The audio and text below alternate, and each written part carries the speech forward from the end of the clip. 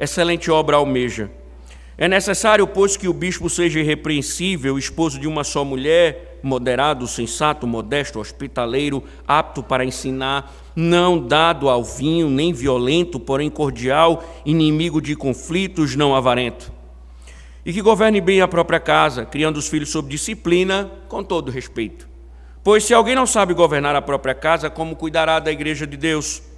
Que o bispo não seja recém-convertido, para não acontecer que fique cheio de orgulho e incorra na condenação do diabo. É necessário também que ele tenha bom testemunho dos de fora, a fim de não cair na desonra e no laço do diabo. Do mesmo modo quanto a diáconos, é necessário que sejam respeitáveis de uma só palavra, não inclinados a muito vinho, não gananciosos, conservando o ministério da fé com a consciência limpa.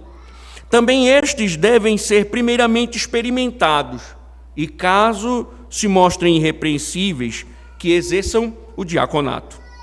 Do mesmo modo, quanto a mulheres, é necessário que elas sejam respeitáveis, não maldizentes, moderadas e fiéis em tudo. O diácono seja marido de uma só mulher e governe bem os seus filhos e a própria casa. Pois os que desempenharem bem o diaconato alcançarão para si mesmos uma posição de honra e muita ousadia na fé em Cristo Jesus. Amém. Ó Senhor, mais uma vez buscamos o Teu favor diante da necessidade, ó Deus, que temos de aprender do Senhor.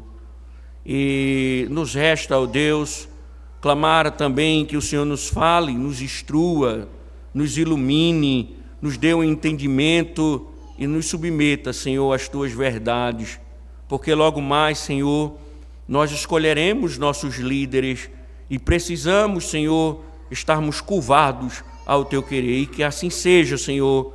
Então, que Tua palavra opere em nossos corações, que Teu Espírito nos convença, nos submeta, ó Deus, aos Teus preceitos, para a glória do Teu santo nome.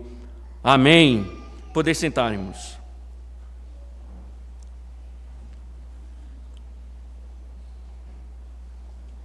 Certo pastor encarregado do treinamento de diáconos, ele telefonou para o gerente de um restaurante e perguntou: quais qualidades vocês procuram num garçom?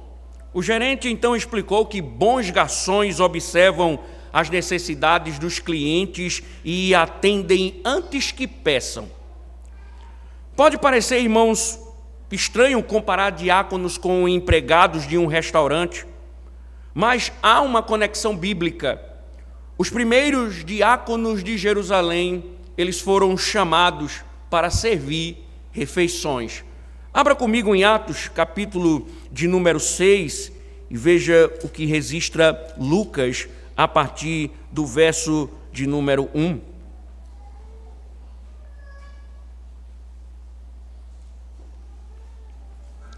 Atos capítulo 6, verso de número 1 em diante.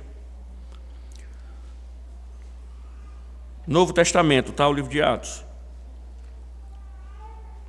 Perto de Malaquias. Naqueles dias, aumentando o número dos discípulos, houve murmuração dos helenistas contra os hebreus, porque as viúvas deles estavam sendo esquecidas na distribuição diária. Então os 12 convocaram a comunidade dos discípulos e disseram: não é correto que nós abandonemos a palavra de Deus para servir às mesas. Por isso, irmãos, escolham entre vocês 7 homens de boa reputação, cheios do Espírito e de sabedoria, para os encarregarmos desse serviço. Quanto a nós, nos consagraremos à oração e ao ministério da palavra. A palavra usada, irmãos, pelo apóstolo tem o significado de servir às mesas, e esta palavra é a mesma usada para diácono. Isto é, irmãos, os diáconos, eles são os garçons da igreja. Por outro lado, meus irmãos, enquanto os fregueses dos restaurantes não podem escolher os seus garçons, sendo incumbência exclusiva do proprietário, A igreja tem a responsabilidade de escolher seus diáconos. Agora, ela não está livre para estabelecer as suas próprias regras. Por isso que Paulo vai estabelecer critérios tanto para o presbiterato quanto para o diaconato. É interessante perceber, irmãos, que os critérios eles são muito semelhantes aos dos presbíteros, pouquíssimas diferenças, resumidas numa vida digna, firmeza doutrinária, família estável. Talvez a única coisa neste texto que pode aparecer ou aparentar certa dificuldade seja o acréscimo das mulheres, levando muitos a pensarem que Paulo está dizendo que a igreja pode ter diaconisas. Contudo, irmãos, a preocupação de Paulo não é somente com os diáconos, mas também com as esposas dos diáconos. Nesse caso, irmãos, o argumento de Paulo vai atingir tanto aqueles que pretendem o diaconato, como também as suas esposas. No mais, vai nos restar somente ouvir o que o Senhor tem a dizer, submissão e comprometimento com a verdade, pois, irmãos, ilustrando com restaurantes, com os garçons, um mau garçom transtorna a vida de um cliente e um péssimo diácono transtorna a vida da igreja. Portanto, irmãos, lembre-se do que Paulo disse: fiel é esta palavra. Ouçamos, irmãos, com seriedade que aquilo que o Senhor tem a nos dizer. Então, avançando, irmãos, voltemos a lembrar do que Lucas fala no capítulo 6, e o que Lucas está dizendo é que viúvas necessitadas de socorro estavam transtornando a proclamação da palavra e a oração dos pregadores, e que eles tinham que, por vezes, deixar de pregar ou se dedicar ao ensino para atender e assistir essas viúvas. Então, a igreja entendeu, orientada pelo Espírito, que era necessário instituir uma diaconia, servos que assumissem essa responsabilidade, para que o ministério da palavra não fosse prejudicado. E Martinho Lutero, ele comentando esse texto, ele lembra que o ofício do diácono instituído aqui não é o de governar no sentido dos presbíteros, mas um governo que visa servir às necessidades físicas e espirituais das pessoas. Isto é, irmãos, o que está se instituindo em Atos, a partir da revelação de Deus, é um ministério para distribuição de recursos aos pobres, para que os pastores eles pudessem ser aliviados das tarefas, das preocupações temporais concernentes à igreja. Claro, irmãos, que isso não significa ser um cargo inferior. Por vezes, irmãos, por desconhecermos e ignorarmos o que a Escritura fala a respeito do governo de igreja, nós olhamos os presbíteros em outro patamar, como gostam de dizer os flamenguistas, e olhamos os diáconos como uma classe inferior no seio da igreja. Longe disso, irmãos. Os presbíteros, nós vimos, eles são tipo de Cristo no pastoreio. Eles são a supervisão de Cristo no rebanho. Mas é interessante, irmãos, que em Mateus 20 e 28, o Senhor Jesus Cristo diz que veio para servir, e a palavra usada é a mesma para diácono. Isto é, quando Jesus diz, eu vim para servir, ele está dizendo, eu vim para ser diácono. E muitas vezes, irmãos, em Atos, em Marcos, em Mateus, Marcos, Lucas e João, ele se apropria do termo diácono para referir-se a si mesmo, como sendo o diácono que serve ao seu povo, como sendo aquele que assiste o seu povo. Então, qual é a diferença? A diferença é que, se os presbíteros são o olho de Cristo na supervisão do rebanho, os diáconos são os olhos de Cristo no socorro. Os diáconos são os olhos de Cristo no socorro. Enquanto os presbíteros supervisionam, os diáconos socorrem a igreja. Então, na mesma intensidade em que a igreja deve respeitar seus pastores, seus presbíteros devem respeitar aqueles que servem à mesa. Diáconos não são parceiros, diáconos não são empregados, diáconos não são subordinados, mas o governo de Cristo no socorro. Quando você olhar para um diácono, lembre, ali tem um tipo de Cristo no socorro. Que peso, não é? E é por isso, irmãos, que nem todo mundo pode ser diácono. É por isso que tem que ter qualificações. É por isso que deve haver qualificação em cada homem que almeja o diaconato. E aí Paulo vai listar para orientar Timóteo que os homens devem apresentar características para que exerçam esse ofício. Então voltemos, meus irmãos, ao texto de 1 Timóteo. Veja no verso 8 o que Paulo começa a dizer. Do mesmo modo quanto a diáconos, é necessário que sejam respeitáveis de uma só palavra, não inclinados a muito vinho, não gananciosos. Irmãos, o termo introdutório aqui de Paulo, é necessário que sejam respeitáveis, ele se assemelha ao irrepreensível dos presbíteros. Aqui, irmãos, conota a ideia de que é alguém digno de devido respeito. O que Paulo está, então, querendo colocar é que aquele que é diácono ou pretende exercer o ofício, ele logo deve enxergar sua função com honra. Se assim fizer, ele terá respeitabilidade. E o que nós devemos entender, então, é que Paulo não está falando de uma respeitabilidade imposta. Ele não impõe respeito. Na realidade, o que acontece, eles são respeitáveis em virtude de um exemplo de uma vida moral ilibada.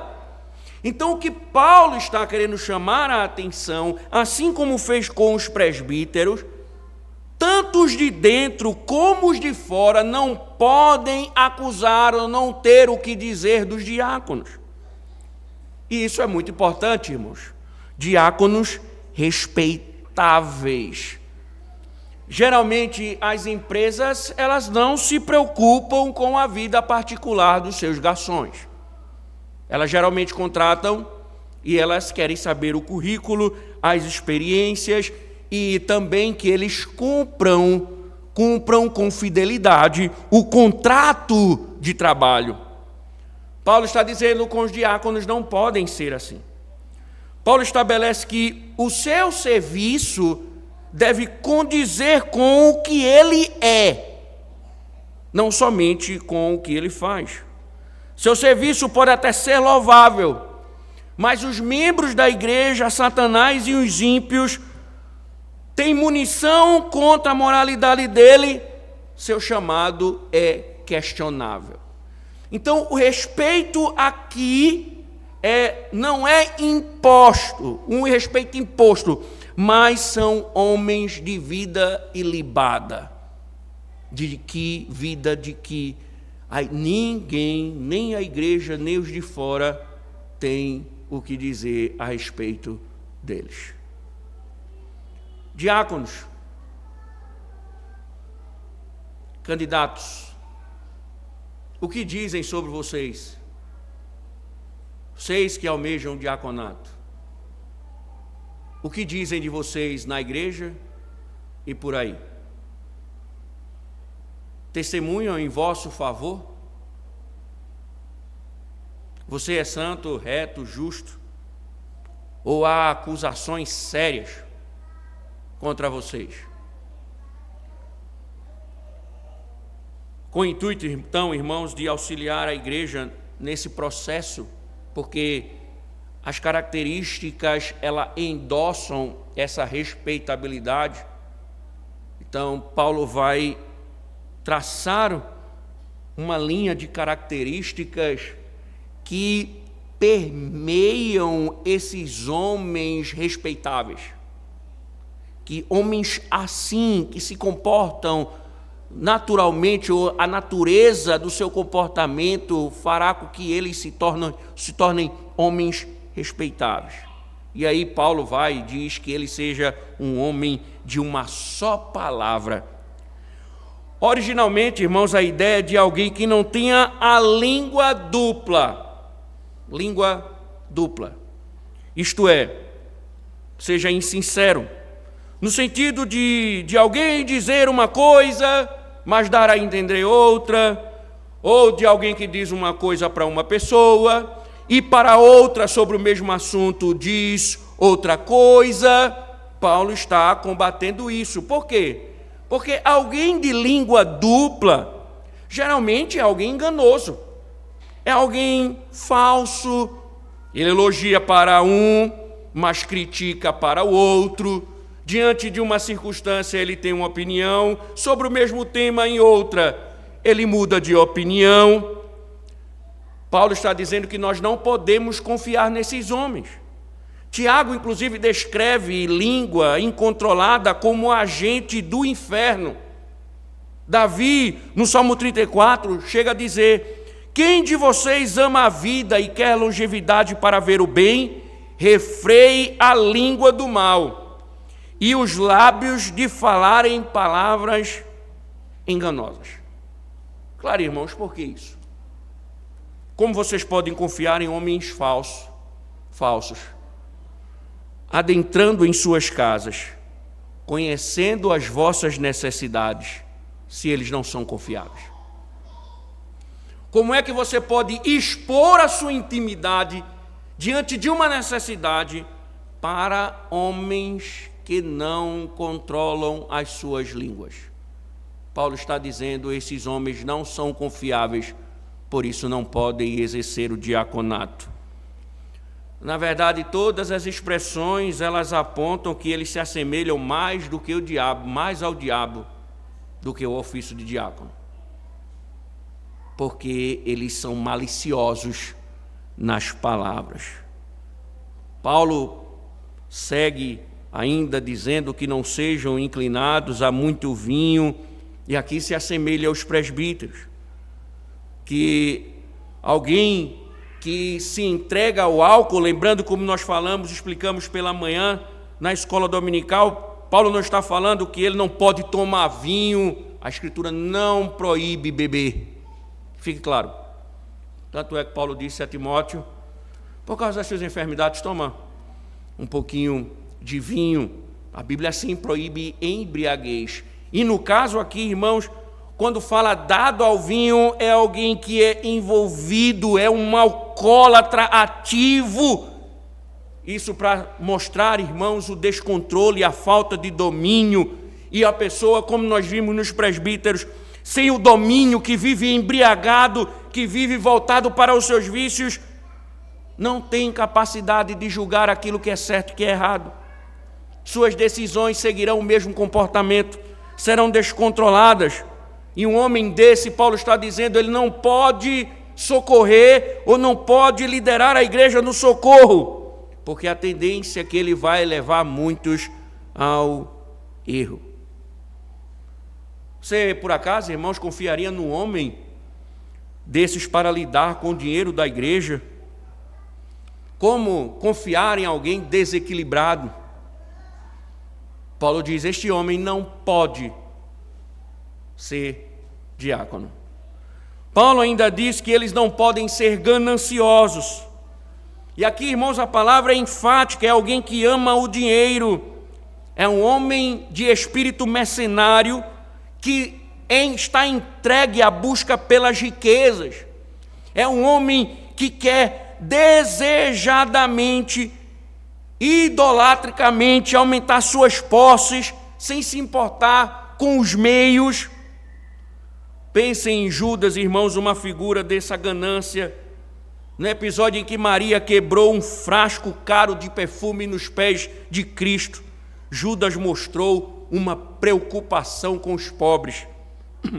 Mas João explica o que estava por trás do coração dele, dizendo: ele disse isso não porque se preocupava com os pobres, mas porque era ladrão. E tendo a bolsa do dinheiro, tirava o que era colocado nela. Irmãos, um diácono ganancioso, ele vai com toda certeza se apropriar indevidamente do dinheiro da igreja. Convivi com uma situação, irmãos, em que tivemos de disciplinar um diácono porque estava roubando os dízimos da igreja. E aí então ele foi tratado, expulso da igreja, e chegou numa outra igreja como um pobre coitado, dizendo que foi vítima de injustiças da liderança, o acusaram indevidamente. E aí lembro-me bem que ele foi eleito diácono nesta igreja posteriormente.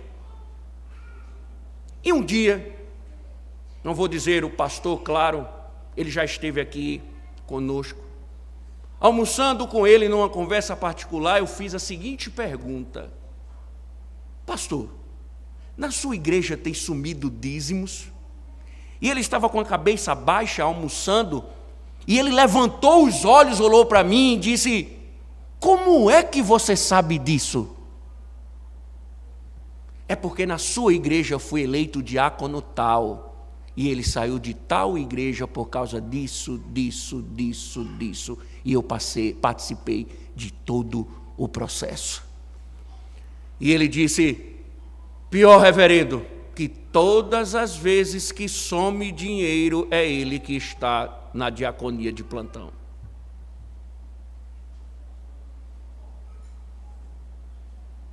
Um homem ganancioso, irmãos, é um dano para as finanças da igreja. Será que temos algum ladrão em nosso meio? Observem os preços do seu comércio, observem os valores dos seus produtos, vejam se superfaturam suas mercadorias, lesando os outros. Isso é um ganancioso, ele não pode ser diácono.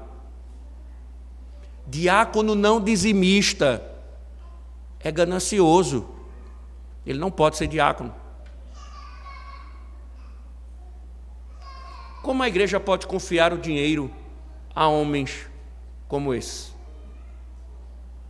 Como é? Mas ainda, irmãos, que sejam duras as realidades, não termina aqui. O verso número 9 diz: conservando o ministério da fé com a consciência limpa. Muito interessante, irmãos, pensar que Paulo não está dizendo aqui que eles devem ensinar, mas que eles devem conservar o ministério da fé, ou o mistério da fé. Vocês devem lembrar bem que quando Paulo usa essa expressão, mistério, ele está falando de uma soma de verdades espirituais que antes estavam ocultas, mas que agora estão sendo reveladas. E a ideia de Paulo, então, não é que os diáconos vão ensinar a igreja, mas a ideia é de que eles conheçam. O que se espera, Paulo está dizendo, é que diáconos conheçam a verdade, porque diáconos ignorantes não podem ser diáconos. É óbvio, irmãos, é óbvio como ele vai instruir os outros, como ele vai consolar os outros, como ele vai atender e aconselhar aqueles que carecem. E líderes da igreja, irmãos, olhe, observe que coisa maravilhosa que Paulo mostra no capítulo 3, uma coisa que nós muitas vezes ignoramos. Todos os líderes da igreja devem conhecer a verdade. Os presbíteros devem ser aptos para o ensino. E os diáconos, Paulo está dizendo, conservar o ministério da fé. Porque eles vão lidar, irmãos, com demandas que é necessário que eles tratem biblicamente. Logo, irmãos, quando Paulo diz com a consciência limpa, Paulo está chamando uma outra atenção, um outro ponto, é que eles não só conhecem, mas eles vivem aquilo que conhecem. Eles não só compreendem as verdades, mas eles vivem conforme a verdade, por isso que eles têm uma consciência limpa. Eles andam conforme o Evangelho. E o casamento é perfeito, irmãos, porque como podem viver aquilo que eles não conhecem?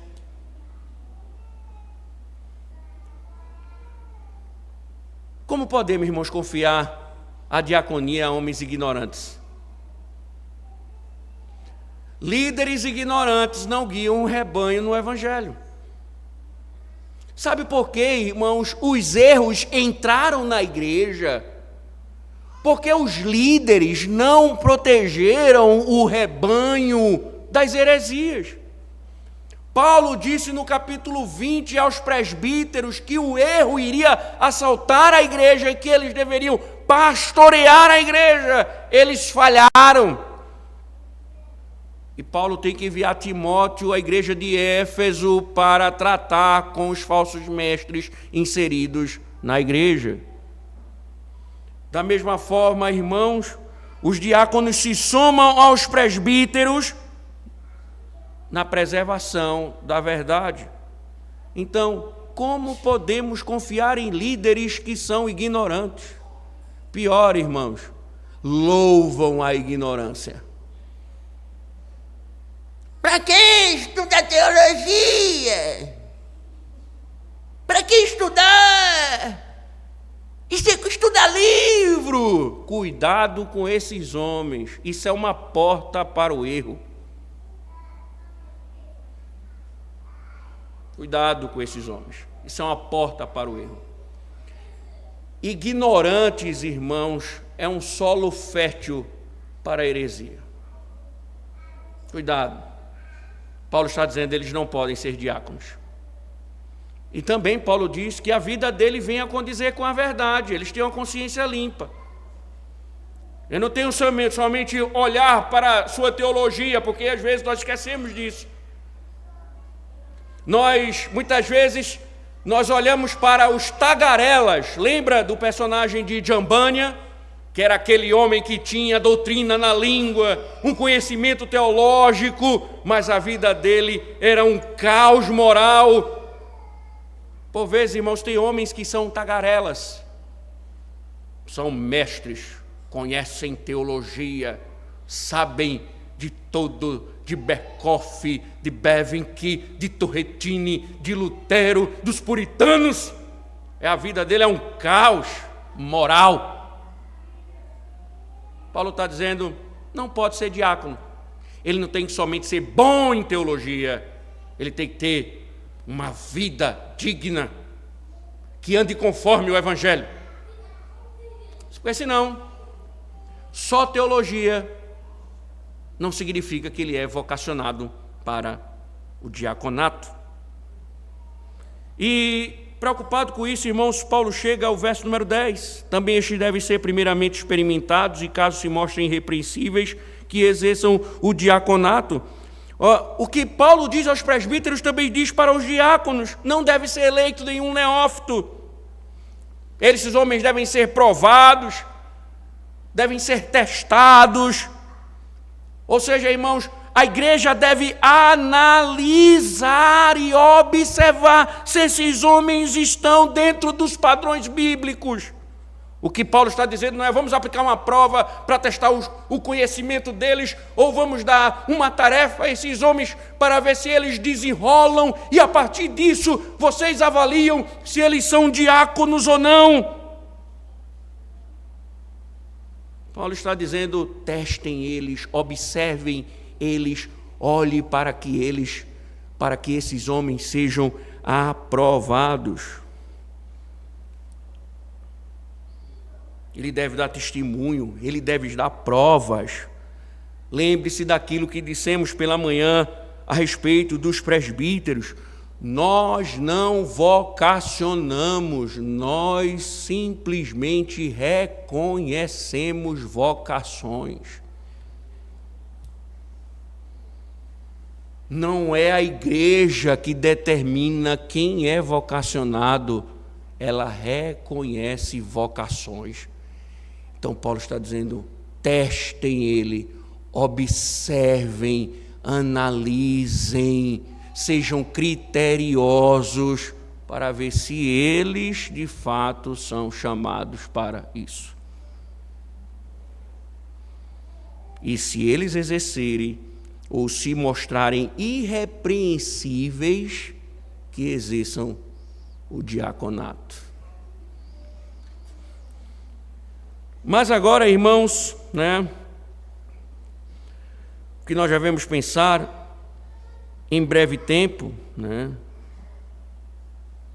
é que muitas vezes nós caímos no erro. Eu já ouvi isso muito por aí. Vamos dar um cargo de diácono a ele para ver se ele é de fato alguém que pode, talvez ele seja útil neste ofício. Vamos dar a ele a oportunidade dele ser um diácono, ou até mesmo um presbítero. Quem sabe, talvez tenha ali um potencial. E nós começamos a colocar o ofício como sendo um palanque de testes, de averiguação para um possível ou não vocacionado. Nós não transformamos ninguém em diácono nem em presbítero. Nós reconhecemos o que eles já são. Por isso Paulo diz: avaliem para que eles sejam aprovados. E aí então, irmãos, Paulo rompe com o argumento e volta para as esposas. Veja o verso número 11. Do mesmo modo, quanto a mulheres, é necessário que elas sejam respeitáveis, não maldizentes, moderadas e fiéis em tudo.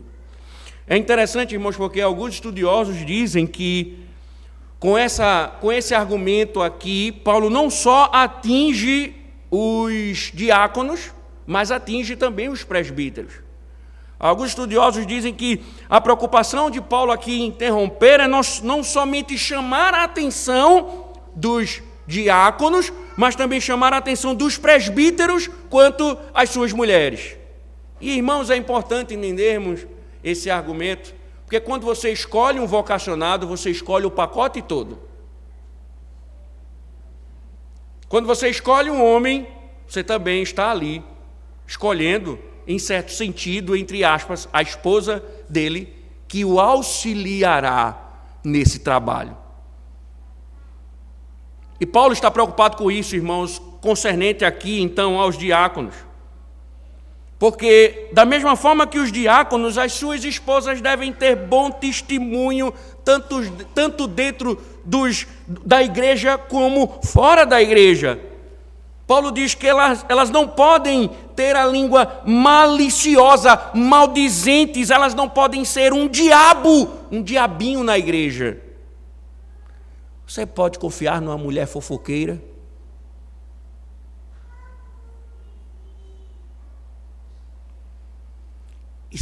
Aí observe que Paulo fala do diácono de língua dupla, e agora fala da mulher do diácono maldizente. Imagine um diácono fofoqueiro e sua esposa fofoqueira. Não abra sua casa para esse casal. Não confiem em diáconos, não escolham diáconos que suas esposas são linguarudas, fofoqueiras.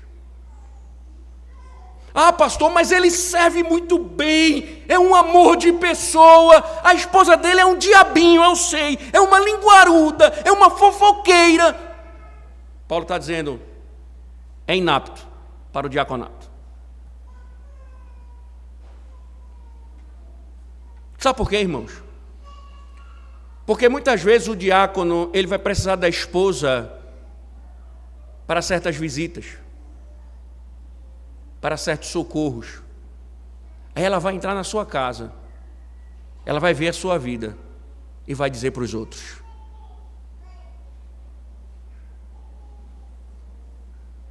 Ela vai semear a discórdia, porque o interesse dela é parecer mais com Satanás do que com Cristo. Será que temos esposas de diáconos aqui linguarudas? Será que tem alguma esposa aqui de diácono conhecida como fofoqueira? Fala que cria calo na língua? Cuidado, irmãos, para vocês não escolherem um problema para a igreja, porque Paulo está exigindo isso, e automaticamente que elas sejam moderadas, equilibradas, crentes fiéis. As esposas dos diáconos são crentes, vocês enxergam mulheres piedosas?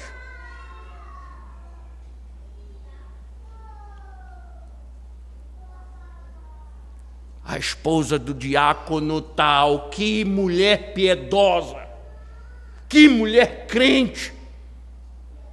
Eu olho para aquela mulher, eu vejo Cristo. Eu fico com vontade de ser mais crente.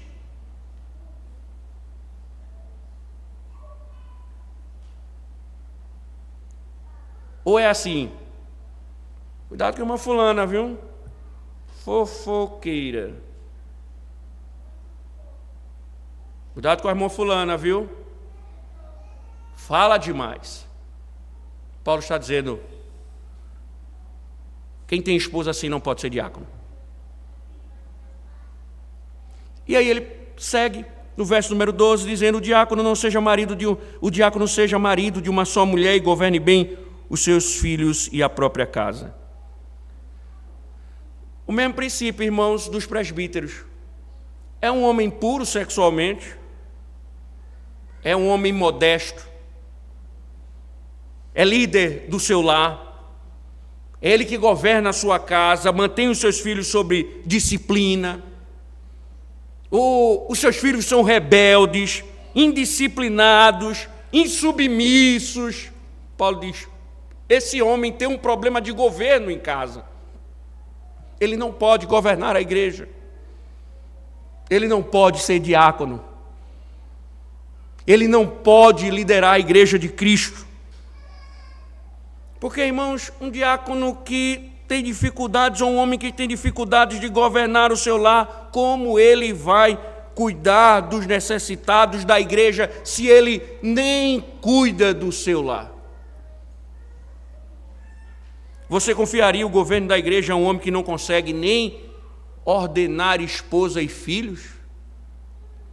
Você confiaria o governo da igreja a um homem que não consegue domar os seus filhos? Paulo diz, não, ele não pode ser o governo da igreja. Você confiaria um homem que é impuro sexualmente, que tem problemas sexuais, para ele entrar na sua casa, orar por você, por suas filhas, por sua esposa? Paulo diz que esses homens não exerçam o diaconato. E aí então, irmãos, a gente vê uma lista dessa e diz, mais uma vez, isso é desestimulante. E automaticamente isso gera um peso sobre o ofício. Contudo, irmãos, Paulo vai dizer que quem almeja, quem é diácono fiel, grande será a graça derramada. Veja o verso número 13, encerrando assim, ou 12, melhor dizendo, 13, encerrando assim os itens de Paulo. Pois os que desempenharem bem um diaconato alcançarão para si mesmos uma posição de honra e muita ousadia na fé em Cristo Jesus. O que Paulo está dizendo aqui, irmãos, que o homem que desempenha essa função com fidelidade, os diáconos responsáveis, Paulo está dizendo, receberão a devida recompensa. E a primeira, irmão, será uma excelente posição. E aqui a palavra grega pode significar um passo, degrau, e isso gera muita confusão, porque tem muita gente que pensa que o ministério é uma escadinha. Eu primeiro, para ser presbítero, tenho que ser diácono. Então, todo presbítero um dia foi diácono. Entenda, igreja, a pessoa não pode ter dois ofícios ao mesmo instante. Se um dia ele foi diácono e hoje é presbítero, ou ele não é presbítero e sempre foi um diácono, ou ele nunca foi diácono e realmente é um presbítero. Ele não pode ter dois ofícios, ele não pode ter sido chamado para dois ofícios. E muitas vezes nós vemos isso. O cara que é presbítero, ele já foi diácono, ou ele é presbítero ou ele é diácono. Então Paulo não está dizendo aqui que é uma escadinha. Ele começa como diácono aí, rapaz, foi muito bem, chegou a hora de exaltá-lo. Vamos indicar ele para o presbiterato. Não é isso que Paulo está dizendo, não. O conceito aqui, irmãos, é posição espiritual. É alguém que tem uma posição de honra aos olhos de Deus e da igreja. É alguém que, ao exercer o diaconato, cresce espiritualmente em posição diante de Deus e da igreja. É alguém que avança espiritualmente, é alguém que progride com ousadia na fé em Cristo Jesus. E a palavra aqui, irmãos, traz a ideia de é alguém que é abençoado por Deus e enriquecido espiritualmente e vai progredindo na fé em Cristo na medida que exerce o diaconato. Em outras palavras, irmãos, não é somente uma honra terrena, mas é uma glória celestial.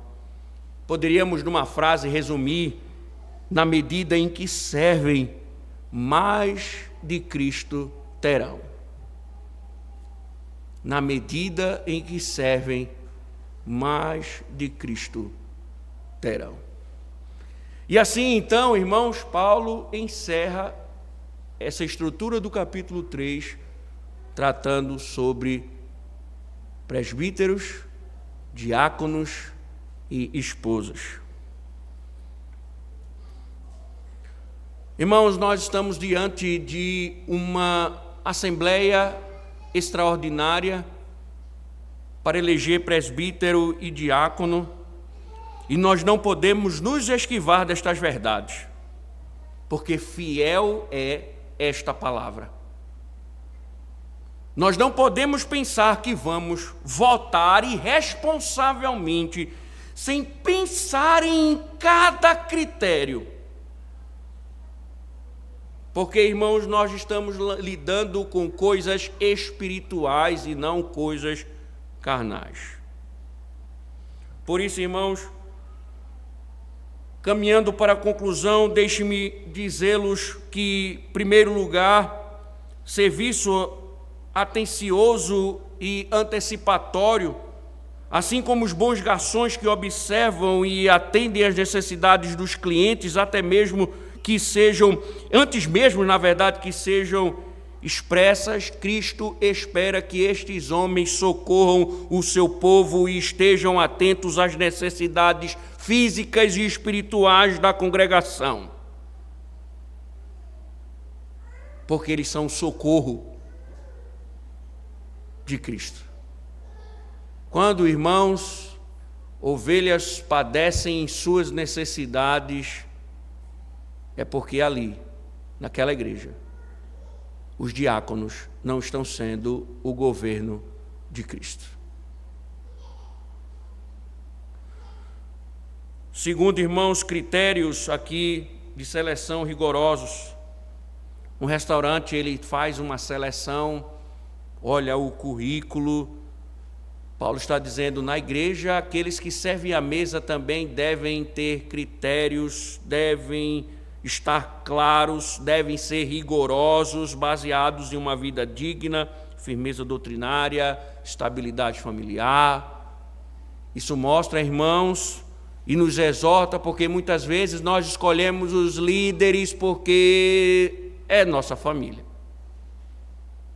Nós escolhemos os oficiais da igreja porque são nossos parentes, porque temos algum grau de afinidade. Ou como chegamos para as pessoas, você quer ser? Quero, eu acho que eu quero ser, então você vai ser.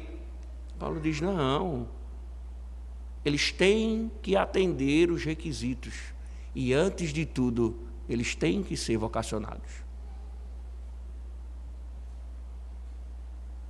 Terceiro, não só os presbíteros representam Cristo, mas os diáconos. Quando Cristo ou quando a diaconia socorre o necessitado, é Cristo socorrendo o seu povo. Quando o diácono estende o socorro, é Cristo estendendo a sua mão. É Cristo visitando o seu povo.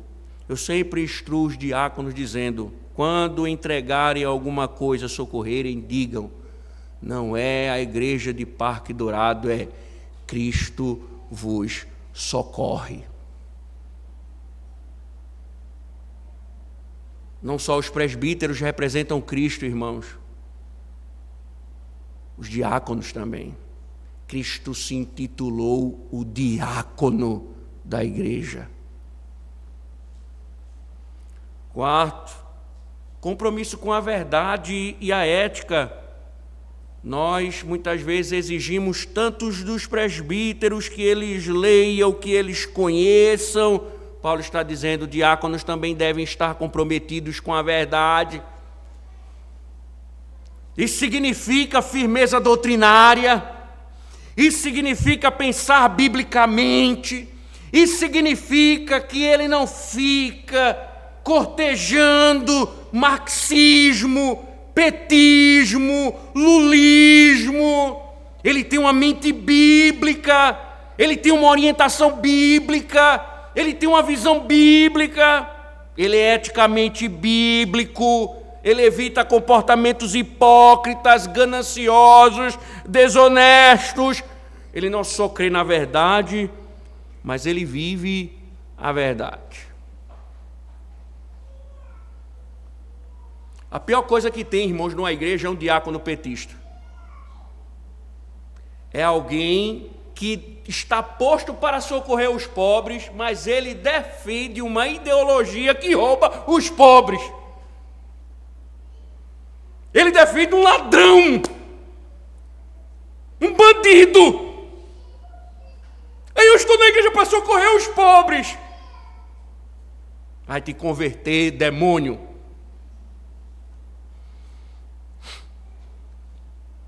Por fim, irmãos, testemunho integral.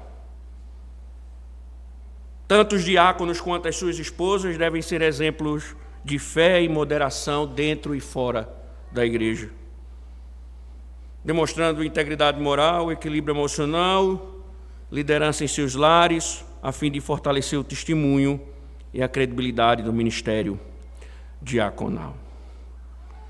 Eu finalizo, irmãos, dizendo o seguinte: não ouse pensar que aqui é um restaurante. Aqui é a igreja de Cristo. E o governo tem que ser de Cristo. Que isso esteja sobre os nossos ombros. Que Cristo, em nome de Deus, julgue vocês, caso vocês não atentem para as palavras eternas e escolham conforme os preceitos carnais. Que Cristo vos julgue, caso vocês não se submetam à verdade de Deus. Obrigado, Senhor, por tuas verdades e que tuas palavras permaneçam em nós, Senhor, nos guiando com obediência e venhamos a nos curvar, ó Deus, aos teus preceitos. Que a tua lei nos alimente, Senhor, e seja a voz que precisamos, que nos orienta em nome de Cristo. Amém.